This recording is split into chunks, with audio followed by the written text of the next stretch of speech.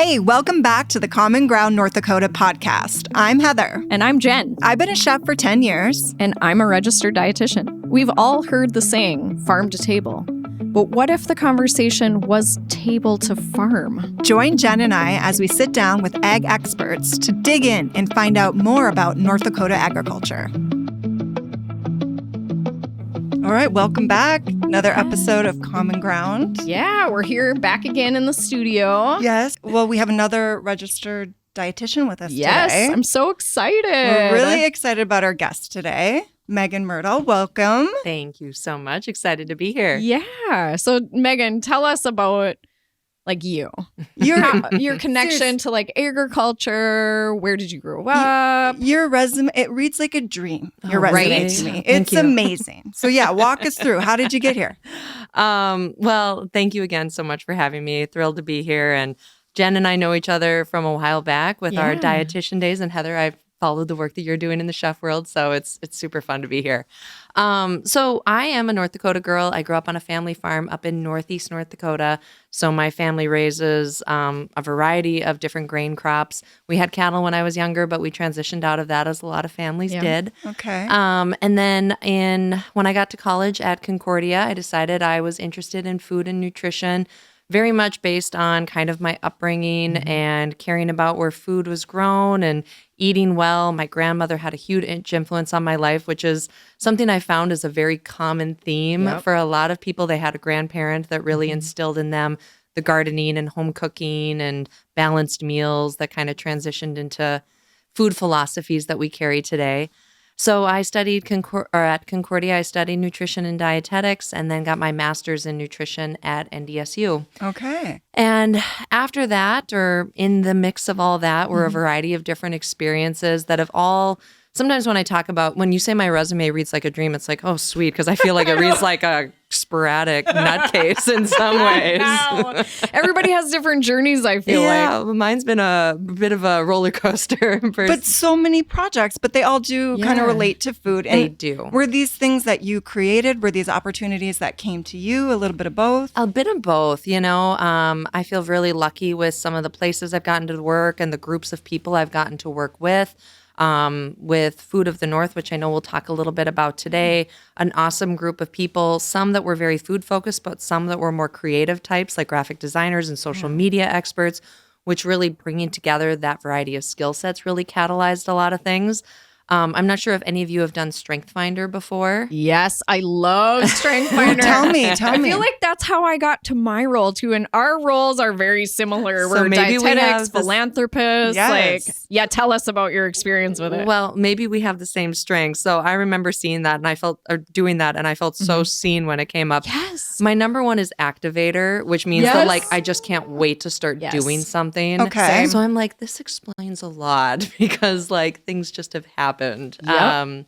But yeah, I've been involved. My career started with the Extension Service, the North Dakota State University Extension, which was an awesome career starting place. I got to really work in a community and work on food and nutrition projects and collaborate with a lot of people, which was wonderful to really understand your place and understand all the different people that are working together to make change happen. When I was living out in Bismarck, got to be part of starting a farmer's market out there, which was really one of my first big projects, getting involved in the local food movement. Okay, that's not easy. No, but it was such a great, it was Parks and Rec, it was Extension, it was local farmers that were all working together to build this effort. And then when I moved back to Fargo, kind of got started in that same space, working on a local food policy council, helped to start the Red River Market, which was one of our farmers markets there. And then that just transitioned into really, what I say is that these places just attracted like-minded people who are passionate and interested about food and local food and just wanting to build more things around that. So that blossomed into Food of the North and Little Free Gardens and Midwest Mediterranean. And now my career at NDSU where I do philanthropy for the College of Agriculture. So it's blossomed or been a roller coaster, however you want to put it. But it's been a fun journey so far. So Megan, we're wondering about your current position with NDSU and your philanthropic work and how you're promoting agriculture and what you see in the future coming down the line with your current work. Cool. Yeah, so I have been with the NDSU Foundation for a little over 3 years, working in development for the College of Agriculture. So that means that I work to support the philanthropic priorities of all things NDSU agriculture, which includes the university, where we're training students in a whole variety of different agriculture disciplines: animal science, precision agriculture, crop and weed science, microbiology. Wow. Yeah, the full gamut. To our agriculture experiment stations. North Dakota State University has 7 agriculture experiment stations across the state of North Dakota: Dickinson, Minot, Carrington, Langdon, that looks at the production of different crops and livestock in those specific places and applying different research methods to enhance agriculture, to the extension service that is disseminating research and education out to people in a variety of different ways, to the 4-H program, which is instilling agriculture knowledge and kind of building that base of young people that care about food and farming. So I love what I do. I get to work on scholarships that bring more students to NDSU to study agriculture, work on supporting faculty programs. So it's an awesome job, and just seeing how much agriculture is changing. And as we know, agriculture has such an opportunity to be such a source for good for so many challenges that we're facing in the world today. And when you're talking with researchers and then the students that are involved in those projects that are working on soil health and doing a better job of using different rotations and cover crops and no-till methods, to how we can be more precise in our applications of our different crop protection methods, to how we can incorporate livestock in a way that they're not villainized in the food system, but they're incorporated in a way that's really doing good by the land, and it's awesome. So yeah, there's so much good that happens within our university system and the work that they're doing there. So it's really fun to get to be in the place where you're getting to work on those projects, but then to get out and talk with businesses and alumni and friends about how they can support. I would guess that connectedness might be one of your strengths. Perhaps. I do love connecting people and connecting things together, but I don't think that came in my top 5. So maybe it's like number 6 or something. It's gotta be number 6. It's gotta be. But you should do Strength Finder. It's so fun. I gotta do it. Yeah. But I think connected, because when I look at all your projects, so many of them are based around community. Like that seems like something that's really important to you. Well, I stumbled into this world by incredible luck, because I really believe that the people who care about food and farming are some of the absolute best people in the world. They are passionate and driven by so many things. There's a sensibility from people who come from farming backgrounds. There's a work ethic that's involved in that. And I just love working in this group of people. So that's been just such a joy for this. I find that to be true too. I agree. If people love food, they're good people, right? Isn't that a Julia Child quote? The people who love to eat are the best people. Yes. Yes, she knew. She knew. So you mentioned that a lot of this came from your relationship with your grandma. And I feel like I had the same thing. That's who my son is named after. My grandma Henrietta. Aww. Now I have a Henry. Anyway, she taught me all there is to know about like canning and gardening and talked about her hard work and what she did when she grew up. So tell me about your grandma a little bit. So my grandma is wonderful. She's 94 years old. Awesome. So she's a little bit not quite the same as she was during my younger years. But she lived on the family farm where I spent a ton of time growing up. My dad, we lived in town, but we'd drive out to the farm and you'd basically get left at grandma's all day to learn from grandma and hang out. That's great. To weed in her garden and help her make bread and all of those things. I didn't realize it at the time, but she had been very counterculture. When the world became much more convenience in food, she very much pushed away against that and wanted to make things homemade, saving foods that were grown on the farm. Tried to not just follow the fast food movement and was a slow food movement before the slow food movement was a thing. So that was normal to you? It was growing up learning that? Kind of. My family, we definitely embrace the more convenience fast food culture. I love my parents and they both are great cooks too, but we definitely were more that. But it was just kind of fun, and it seemed special being at grandma's. Yeah. And then when I got to Concordia and was studying nutrition and dietetics, she started giving me Michael Pollan books. Which I love your grandma. I know, Cool. right? Like, which grandma gives their 19-year-old granddaughter Michael Pollan? That's awesome. It was. And that was like a pretty eye-opening experience. And then she brought my sister and I I had an aunt that was living in San Francisco, and she brought us to California, and we got to eat at Chez Panisse, which I'm guessing Alice Waters. Yes. And then gave us the Alice Waters cookbook. And it was just like I think back on that now and like knowing what I know about the food world, I'm like my little grandmother living up in Northeast North Dakota who introduced us to these like profound thinkers and profound movements in food. It was just like so lucky. Very lucky. Yeah. So those were really transformative experiences that really helped to shape, you know, how I think about food and how I do the work that I do. But one of the things, so my grandmother was a politician too. She was lieutenant governor of North Dakota. What? No way. Just doing a little bit of this and that. I mean, yeah, that's awesome. She's I've been told not to swear, so she's a bad we know what she is. She would also frown upon me saying that, so I won't. But she always believed that you should never do anything. Like if you do something and it ends up where people are feeling unwell or unsettled or upset at the end, you have not done your proper job as a public servant. Okay. So always bringing people together, having conversations. And we know if we work in food and agriculture, there are some tough conversations that are had out there. And she was just always listening to people, slow forward motion, trying to do good, trying to do right by your community, trying to do right by your neighbor.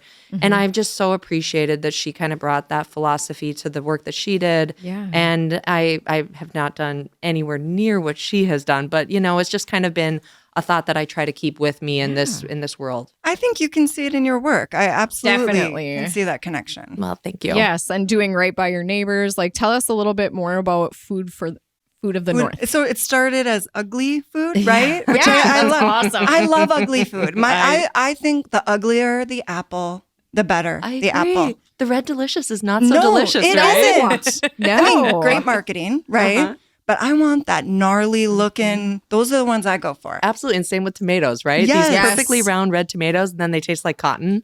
I know, Those super gnarly, ugly ones, they taste amazing. So back in 2015, so I mentioned that I was part of a group that volunteered to start up the Red River Market. And so got really connected with this group of local growers and was working with them to, you know, set up their produce stands and kind of get things rolling there. And, you know, you'd go and look at their little 10-foot booth and look at their produce and kind of comment on things. And it sparked a conversation with the growers about the large amount that they don't bring to retail because they know that people won't buy it. And how they either eat it themselves or it ends up in the compost pile or it's used to feed animals. And of course, our small-scale local farmers are pretty thoughtful about where their food is going. But it kind of perked my interest into looking into this issue, and it sparked this just long journey of learning more about the issue of food waste in America and that ugly food is a component of that. But essentially 40% of food in America goes to waste for a whole variety 40%. 40%. And in America, most of that happens at the retail or consumer level. So the choices that you and I make at the grocery store, in restaurants, and then in our homes. So that really prompted an interest in kind of bringing more awareness in our community. And there's a lot of amazing national campaigns around food waste. The Environmental Protection Agency and different groups do a lot of things. But I think there's value in that local approach, you know, knowing your community, bringing people together for learning. So a group of us just decided to start Ugly Food of the North. Oh, I love it. But we weren't supposed to be anything. It was supposed to be a one-time event. So we were going to have this ugly food day at the farmers market, encourage all the farmers to bring their ugly food, bring those three-legged carrots and misshapen tomatoes. We put little googly guys on things. Love the carrots. It was super fun. And then 2 days later, we had a potluck where we encouraged the people who had bought their ugly food, bring something, share it. Cool. Okay. And it ended up being like a smash success. Like the Fargo Forum did a front page story on it. That's so awesome. 100 people showed up for the potluck and we're like, oh gosh, we're onto something here. That's cool. So then we just kept doing stuff. So I love it. we had conversations about composting. We did like a leftover Thanksgiving where like use your Thanksgiving leftovers and make it into something and bring it for a potluck. And we just started doing all these different events to bring people together to learn and connect around food. And then it just kind of started to transform where we started broadening out more beyond food waste and having conversations just much more broadly about the food system, gardening, culinary arts, hunger. It just became this larger group. And then, so you renamed Food of the North at that point, kind of because you were seeing a bigger perspective? Yeah. So we had the ugly food name. We started having these broader conversations, and then we added in an additional project called Little Free Gardens. Yes. Which was an idea that we had. So many of the conversations we were having, I mean, they were important and they were meaningful conversations, but it was a lot about the negative in our food system. We have issues of hunger. We have issues of waste. We have issues of overweight and obesity, all these things. And we were talking and learning about that, but we're like, let's do something tangible that feels really positive, that's kind of represents a really good aspect of food and what we want to symbolize with food. And so we decided to do something called Little Free Gardens. And if you're familiar with Little Free Libraries, it's where people put a small little library in their front yard, and it's take a book, share a book. We decided to do the same concept, but with gardening. So put a small little garden in your front yard or in front of your place of business, grow the food in there, and then the food is free for the taking. That's awesome. That's so great. I love it. If I wanted a little free garden, your organization would help me get it set up and everything going? Yep. So we have a website, littlefreegarden.com. So we have how to build your garden and all the specifics on there. If you want to register your garden with us, we send you a little placard so that it's on our database so that people can go on a map and see where all the Little Free Gardens are located. So smart. How many do you have? About 360. What? In Fargo? They're all over the country, actually. Really? And we actually have a couple up in Canada and a few over in Europe, too. So what? That's amazing. That's awesome. And I have no idea how they found out about it, but they registered gardens and we were like ecstatic. So I think Mackinac, North Dakota, Galahad's garden. Yes. So I don't know if, so Galahad is my mini horse. We found out today that Jenn has a mini horse, and it's all we can talk about. Okay. Well, I feel like so the conversation cute. just needs to completely shift to mini horse right now. But he could have a mini garden. I mean, Galahad's garden. He helped top off the carrots. He could do all carrots. He could eat all the ugly food all the way. Yes. I mean, he promotes like that sort of thing. I think it'd be great.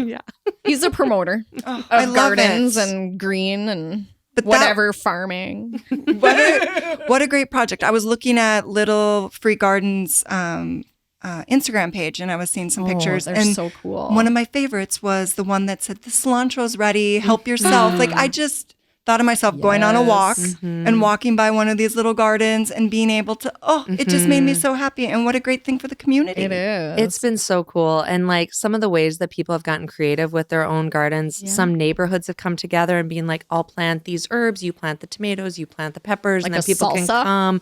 A salad garden, a salsa garden. the salsa cul-de-sac. Let's plan who's planting I have what. a lot of ideas here around this. But we also we have a community in Bonners Ferry, Idaho, that was like this strong community gardening organization that contacted us, and they got 30 businesses to put Little Free Gardens in front of their place of business. So there's 30 Little Free Gardens in Bonners Ferry, Idaho. That's Wow. so cool. I know. It was awesome. And they send us pictures, and they're just, some of them are just single pots that have a tomato plant out front. Some of them are these more robust gardens. Like San Diego, there's a little area in San Diego that has about 10 community or Little Free Gardens. That's so great. And I guess I never even thought for businesses. You know, we're always looking for ways to build culture within Absolutely. your business. That would be a great way, right? With your coworkers, planting and watering. And Absolutely. And a lot of businesses have actually started to do that, have little gardens that are for their employees that some tend to, and then some harvest from, and then maybe they have like a little salsa day, like you said, at the office. But that would make you not want to work from home. Like, I would want to go into the office if I could get produce. Totally. I feel like that's healthy too, to get you away from the desk, like the 100%. screen. I know some of us get screen fatigue, and Get just outside. do something healthy, like, and you're growing plants, you're connecting with the earth. And one of the things that we talk about with Little Free Gardens, so you can make them as big or as small as you want. The boxes that we have as like the prototype on our website are a 2x4 square raised bed garden. Okay. So you can get about 8 plants in there, right? Okay. Or to kind of just depending on what you're growing. So it isn't a huge amount of food, right? Like this isn't going to be feeding the masses. Right. Sure. But we talk about more about what it symbolizes in terms of the sharing of food, the sharing of healthy food, the idea that everybody should have access to good, nutritious, healthy food. Yes. And a lot of people that we've talked to do this with their kids. kids and being able to kind of talk about why they're doing it and Right. what the purpose behind the garden is. Right. That not everybody has that in their lives, and we're a very fortunate family that can afford to buy fruits and vegetables, but this is some way that we can provide this to maybe our neighbors who don't have that. And Megan, don't you feel like as a dietitian too, like if people and kids especially are introduced to how to grow it, they're more interested in it, and they're like, oh, my bean plant is growing and now it has pods, or like it's really exciting to them, and then they're more likely to eat that. Right. 1,000%. Yeah. I remember when I worked for the Extension Service and we had a junior master gardener program. Yes. So you'd have these little kids come each week and you'd work in the garden together. And I've never seen kids more excited about eating kohlrabi. Like they were just like, That's a thing. I man. Going for it? I grew this, you know, it was their kohlrabi. And yeah, you look at a kohlrabi, you're like, that's a pretty funky looking Right. vegetable. Yeah, I don't think They're most digging in. kids would dig that. But it like, is it's delicious tasty. and crunchy. And I mean, if you And- close your eyes, it could kind of be like a potato chip if you put a little Totally. salt on it. Absolutely. yeah. Right? They're delicious. So many layers to that program that Yeah, is coming out of it. It's been really fun. And I'm sure you experience the same thing in the chef world, that cooking with kids, as we know. I was I've done some cooking demonstrations, and I love cooking with kids and encouraging people to look at ways that you can incorporate kids in the kitchen and looking at it as your project or your activity together. Right. And I did one with my niece where she made black bean hummus. And if you looked at it at the end, it looked like mud, you know? Yeah. And she took a big spoonful of it. And she's Just like, proud. This is so good. And I was like, love it. Yeah. tear rolls down my cheek. I've never been so proud. I know, right? But if she wouldn't have made that, right? Like if you would have approached her with put this, it. Yeah. she would have never touched it. But the fact no. that you went through the steps, and Yep. that is true. Yeah, absolutely. I love it. I love So, it. well, okay, speaking of cooking, I Yes. brought my copy of your cookbook. Yeah, I'm hoping you I can brought sign it mine later. Too. I'd love to. So it's called Midwest Mediterranean. And this to me was brilliant because thank you. I Yes. love that olive oil. It's incredible. Yeah. But what a way to connect it to our region, right? Because we grow so many beans and legumes and all this great food. Yeah. Yep. We can have a Mediterranean diet in the Midwest, And right? it's such a healthy diet from Yes. a dietitian perspective. There's so many studies out there to say, hey, this is good for your heart. This is good for, Everything. weight, health, just health Everything. in general, Yeah. right? I mean, would you say it's one of the most well-researched diets on the planet? I would say so. And it just, for every stage of life, for every condition of life, Right. it's basically a universal diet plan. Yep. But one of the things I love about it so much is it's not a diet. It's a lifestyle. It's a way of Yes. eating. You don't feel deprived. It Right. isn't this bland, sacrificial. Flavor. Yeah. It's delicious it's- and simple, right? simple. So simple. But the thing that was really exciting about this, so this olive oil was kind of the impetus for this book project. One of the authors of the book, Peter Schultz, he's been importing this Greek olive oil into the Fargo community for over 20 years. Wow. He lived and studied over there, got to know the olive farmer, worked with him to press the olives and make the oil, and loved it and wanted to bring it back and share it with his family. And it's just started to organically grow into this greater Everyone business. wanted it. Because Yeah. I brought Jenn in a bottle I know. today. I'm so Awesome. excited. Because I've ordered cases the past 2 years. I learned about it at Burn Bombs, and their dressing is insane. Oh, yeah. And it's the olive oil. I mean, it's a lot of things, but the olive oil is the main ingredient. And so that's what turned me on to the olive oil. And then hearing the story, I just, Well, and it's all so about smart. relationships, I feel Yes. like, and like getting to know your food and where it comes from and that relationship. And I feel like that's like at the heart of North Dakota. Yeah. 100%. So I mentioned that Food of the North. So some of the work we do is a monthly event called First Fridays. And it's a community conversation that we have the first Friday of the month, a different theme around food and farming. And about 3 years ago, we had a conversation about global is local. Okay. And it was about some companies in our community, particularly a coffee company and then this olive oil company that are providing a local product that we can't produce here in our Right. community. Because I've been a very strong local food advocate, Yep. but I love olive oil. I love chocolate. I Yep. love coffee. I'm not going to live without those Right. things. And so they talked about how you can source those things in really thoughtful ways. And they talked about how they've traveled to these countries, they've met the farmers, they see the process, and they feel really good about bringing this back. And then, so Peter, with his olive oil, he's like, I'd really love to build upon this.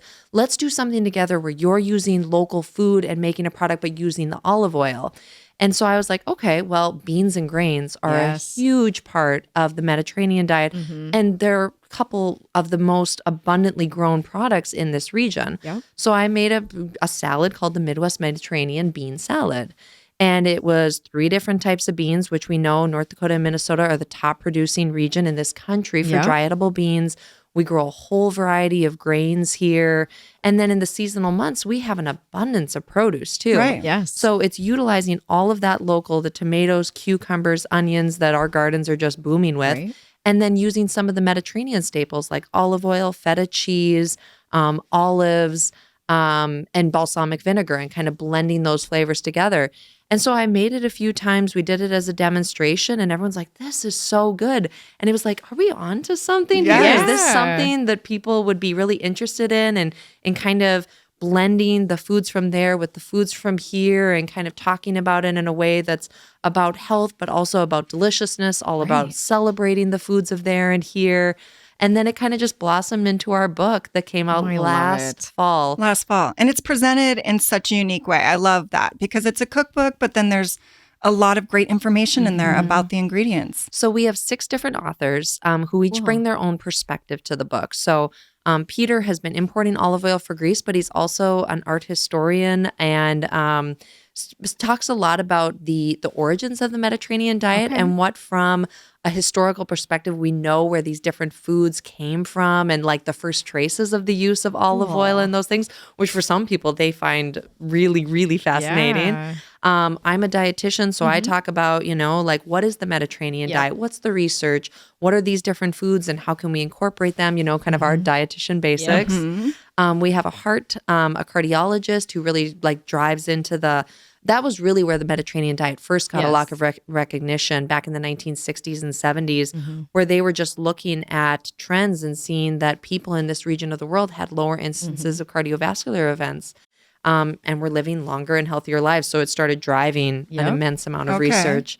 You said you're really interested in gut health. There is a doctor who is a part of this book who talks a lot about the gut microbiome and how the foods of the Mediterranean diet are really wonderful for nourishing that gut and feeding that healthy gut microbiome. It's just good for everything. It's really amazing. Yeah. And then we have a local farmer, Noreen Thomas. She's from Doubting Thomas Farm, just north of Moorhead. She raises a whole variety of different grains, organic grains, and talks about the process she uses as a farmer to not only grow for production and yield, but also growing for nutrition and flavor. And she's done some studies to look at her grains in comparison to others and this higher nutritional value that they have because of some of her production methods. Wow. Which is incredible, It right? is. I love Noreen and I love how modest she is, that she's quietly doing these things. And like I was telling Jenn before the show, I said, some of her ingredients Dan Barber uses at his restaurant in New York. Well, the book has a little preface from No Dan big deal. Barber. No big deal. There he is. That's awesome. No. So when she told us that was happening, I was like, oh my gosh. Can you believe it? Like Dan Barber's name is like associated big with deal. awesome. It's so great, but I think it's well deserved because what you're doing is important. When you go to his restaurant in New York City, one of the best restaurants in the world, it'll be Noreen's Oats as like the menu item. I love it. Yeah, he's been out to her farm. He comes to North Dakota. He's actually working quite closely with some of our NDSU researchers on more of this breeding for flavor idea that that he's trying to implement in a more broad scale. And then the last author is a mental health practitioner because of all the research on the Mediterranean diet and brain health. Really? I didn't know that piece. Yeah. Tons. There's the dementia, Alzheimer's piece, but then there's also like the mental well-being piece too. Oh my God. Yeah. Let's open the olive oil up and just take a pull. I know. I'm kind of getting hungry. If Peter was here, we would. He'd be like, all right, let's take a shot. Let's do it. Shots of olive oil all around. Good for you. But I like how you're shining a light too on like we know that beans are grown here, but I don't know if a lot of people know that. Right. You know, we got to start thinking about the ingredients that we have here. I remember reading an article about a local farmer who was growing cranberry beans and shipping them all off to Europe. And I thought, I want some of those. Yeah. You know, I want to buy those. I think there is a huge opportunity for someone here to start packaging and marketing beans for local sale because I mean, so many of our growers are producing those, and then they're going to mass distribution, like our Bush's beans and those types. But I think that it would be, because we grow 10 different types of dry edible beans in this region. It's such a variety. And cranberry beans are beautiful. They're gorgeous, right? And I like how silky they are. So is this going to be your next thing then? Maybe. Packaging beans, Megan? I have dipped down that idea a little bit, but I'm trying to control my impulses a little bit. Because we know a guy. We know a bean farmer. We'll put you together. We know a guy. Oh, my dad grows beans too. Oh, he does? Oh, yeah. I had a long conversation with him about shifting one of the old farmsteads into a dry bean packaging facility. How'd that go? He said maybe in retirement he'd consider it as like a second job. So he didn't say no. He didn't say no. So yeah, maybe if you have me on in 5 years, I'll be talking about my Megan's dry edible beans. We'll come up with a better name though, I promise. I love it. Well, I don't know if we told Megan, but we have this thing called Host Halftime that we do. And I'm kind of anxious to win the trophy back. It's a little competitive. You can see why. I know. Hold on. Let me trophy. It's a golden trophy, so you can see why we're competitive. A beautiful golden piece of corn. Yes. I know. And Heather is currently the trophy. We're tied up. Jen has one win. I have one. So this is kind of a big deal today. All right. It is. So basically, what we want you to do is ask us questions and quiz our knowledge, because the idea is to retain this knowledge. Oh gosh. Just don't ask us about acres again. Oh boy. I always get stuck on that. What was the last question? Oh, the last one was okay, but then we had to do, was it the corn one where they... and then we had to race about the beans. I mean, that was stressful. If you give us a time limit, fine. Just ask us anything. Just anything. All right. So my trivia question for you is, how many pounds of food are wasted in the United States each year? Pounds. Okay, she told us the percentage. I know. Pounds. Ooh, that's hard. And I'll give you a hint, and who's ever closer wins. Okay. It's in the billions. Okay. Billions of pounds. Billions of pounds, yes.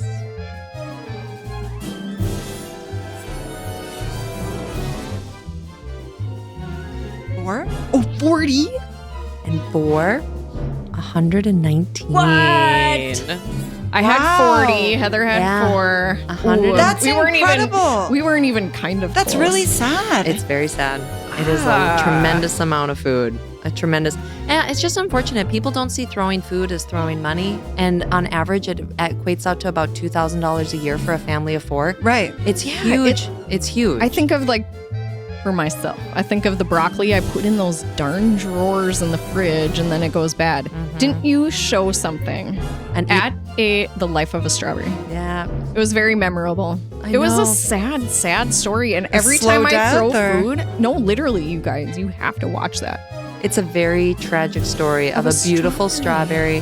It just goes through, it's called The Extraordinary Life of Strawberry. Okay. And it's from the time that the sun shines down on the soil and this little strawberry plant emerges and it's just beautiful and ripening in the sun. The farmer picks it, and the immense journey and hands and effort that goes to bring that to the grocery store where it finally is there, it gets purchased.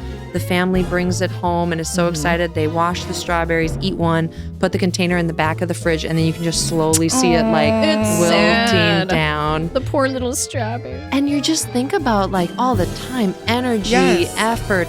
I mean, thinking that you buy that for $2.99 or whatever the price is for that little package of strawberries, and you're like, how on earth can that cost that little? Right. But then we know there's a lot of factors within all of that, but it just makes you...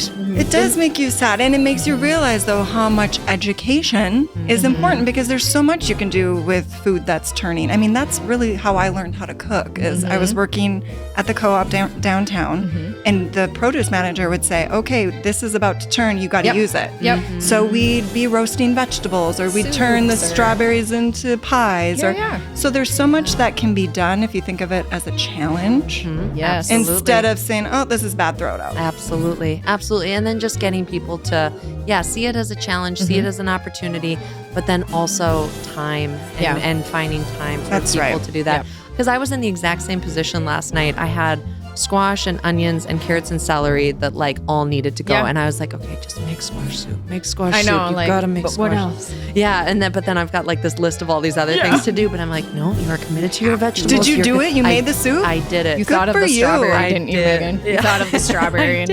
I did, and I thought about being on this show this morning. And I'm like, all right, you got to hold We're up talking to about your. food waste. Make the Gotta get it soup. done. Yeah, if you had to throw those away last night, you'd feel like a super jerk. But you do feel good when you're able to use that ingredients and Absolutely. Use it all, not let it go to waste. Right. 100%. And yeah, thinking about that, like looking at the base of that ingredients, that's probably $10, $15 worth of Yes. food Right. that I would have just been throwing away. And now I have lunches for the right. weekend And you're next week. you're Store. saving, and then you're not spending Exactly. on the additional lunches. And having something nutritious. Yes. And I love squash soup. Me too, babe. All right, what else you got here, Megan? All right. So what is the most commonly grown produce in the garden in America? Oh, I want to change my answer. Can it? I didn't see yours. Okay, good. No cheating. We've got a couple of tomatoes, and it is tomatoes. I had carrots because I was thinking of our mini horse, and that's what he would want. He would But want. then I thought, yes, he loves it's carrots. got to be tomatoes, It's right? yes. It's got to be tomatoes. Totally. Yep. And just people who do those like single plants. Right. Yeah. And everybody or like loves the the fresh- topsy-turvy. Isn't that something? Like you hang it upside down or something. Yeah, I tried one of those and I didn't have success, but Yeah, I don't know. I just need to dig in the dirt. Fine. it feels better. Yep, it does. All right. How many total little free gardens are there in the country and the globe? Okay. I love that you have some in Europe. What are they growing? I don't know. I think it changes. You should be able to go visit them. 360. So Jen is closer. Yeah. The trophy is There we go. It's okay. The trophy We doesn't really kinda go with my switch. decor anyway. Yeah, What? It doesn't go with my decor. Next at time, my house. Heather, next time. I will keep it proudly on my side. I love that trophy. That is awesome. It's just like golden and glorious. Golden glorious trophy. Yep. I love it.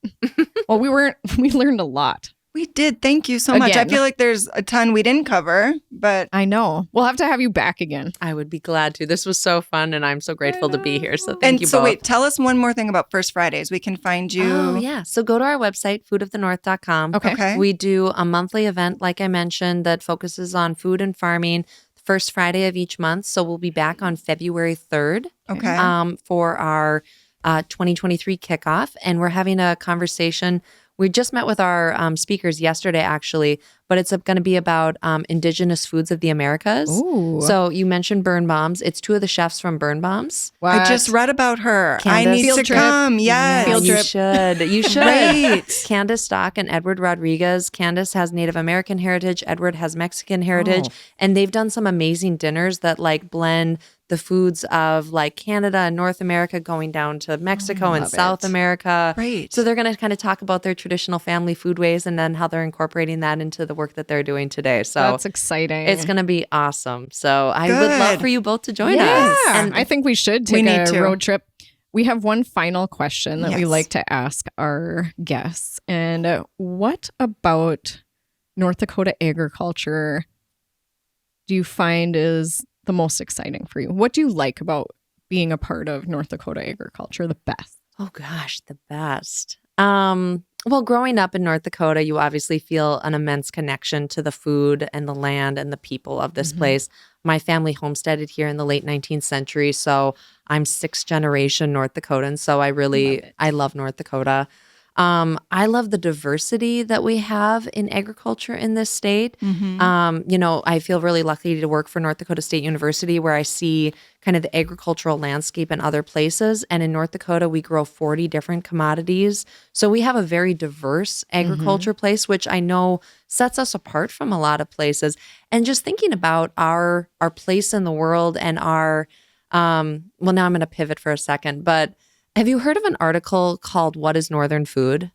No. Google it. It was an amazing article written by a James Beard award-winning writer down in the Twin Cities. And he just talks about this food that is grown here in the North and how during the window of time when we're able to grow food, the 90 to 120 days a year, we can grow anything here. We have this amazing fertile land. We have an abundance of freshwater fish and rangeland for producing livestock. We can produce anything here. But then in the months that we don't, we live without. And he just talks about how we celebrate it so much when we have it, and we found so many creative ways to preserve it when we don't. True. It's just I don't know. I think that it's a unique place in the world. I love where we're from, and I think that our food culture is just getting better and better with the restaurants and markets and different people that are bringing their unique flares to food here, that it's just going to be fun to see how it continues to unfold. I've been in it for 10, 15 years now, and I feel like I've seen so much change, and it'll be fun to just see how it continues to evolve. I agree. Absolutely. So we have more podcasts scheduled, I know. So we're going to be my twin sister. Yes. I'm so excited. I'm a twin as well, but you know. I'm just between two twins. You know, and a dietitian. Yes. It's really exciting. But yeah, tune in on YouTube, anywhere you listen to podcasts, listen to our podcast. Yes. And we'll see you soon. Bye. Bye. Thanks for tuning in to the CommonGround North Dakota podcast. Make sure to follow us on social media and subscribe to our YouTube channel. Most importantly, send us your questions about North Dakota agriculture by visiting our website. You might win a prize. We'll see you in the next episode of the CommonGround North Dakota podcast.